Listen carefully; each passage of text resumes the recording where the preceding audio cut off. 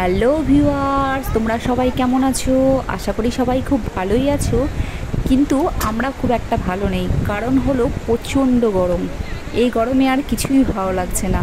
তার মধ্যে অনেক দিন হলো বৃষ্টির কোনো দেখাই পাওয়া যাচ্ছে না। তাই ভাবলাম এই সানডেতে যাই, দুধিয়াতে গিয়ে নদীর জলে স্নান করে আসি। কিছুটা সময়ের জন্য হলেও আরাম পাওয়া যাবে, আর একটু এখানে আমরা আনন্দ উপভোগ করব। তোমরা আমার ভিডিওটা শেষ পর্যন্ত দেখতে থাকো, ভালো লাগলে একটা লাইক করে দিও।